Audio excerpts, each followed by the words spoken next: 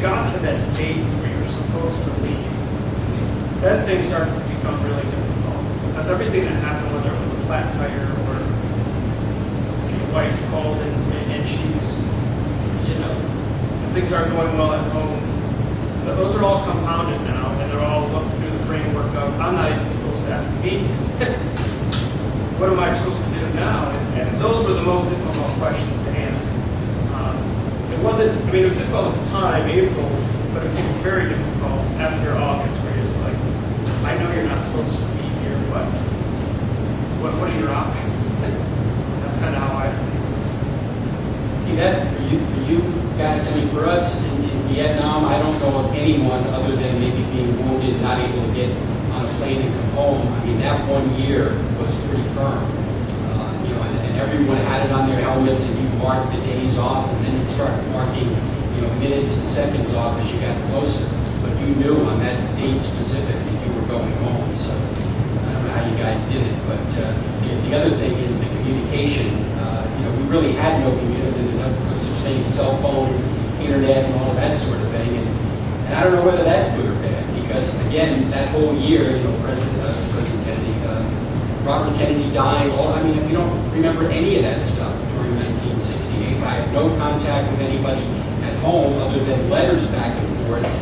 But I don't know how I would have reacted if I, was able to pick up the phone or get on the internet and communicate and find out what was going on back home. When I was wounded, I did have an opportunity to call my parents, and other guys were calling. And I was told I was safe. I was in a rear area. Don't worry about me. But I didn't call, because I figured, I could call and a rocket could hit this facility 2 seconds later and I'm gone. Better just wait out the year, and if I make it, I make it. If I don't, I don't. But it'd be difficult for me to be calling home, 1 minute, and then 2 seconds later they get a phone call that I'm not there anymore. This calling home was not like you pick up a phone and you dial the number. That's not how you called home.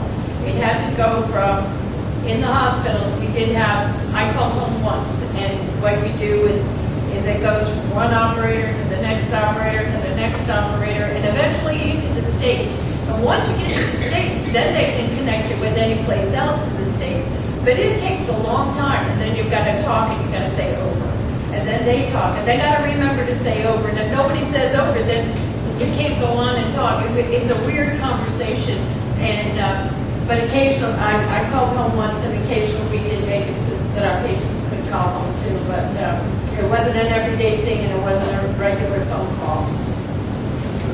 So I mentioned about the lack of concentration, or fall off of concentration when they were extended and leading to casualties.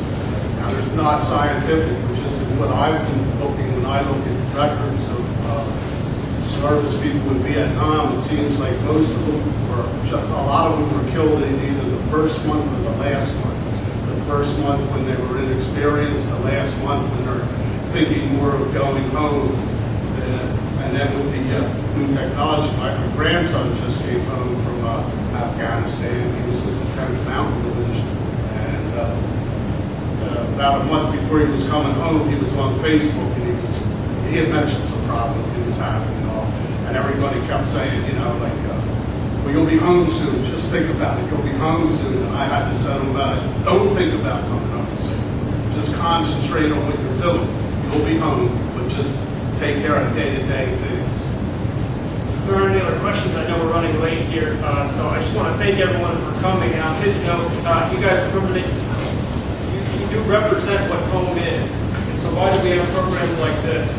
Because the men and women that are here, to include myself and those not here, they're the tangible, real consequences of foreign policy, of what your country is doing here and there and everywhere. So when it's November and when you're reading a newspaper or when you're sitting in a class, this is the tangible implication. This is very real and very, very human experience. It's not pro-war. I don't think anybody up here has an American flag tattooed across their chest, or anti-war, or anything else. But it is real. I mean, this is what happens when we go to war. Good, bad, indifferent, and everywhere in between. But there are implications to your vote and what we do overseas and at home. So I just want to take time time to thank everybody for coming. His application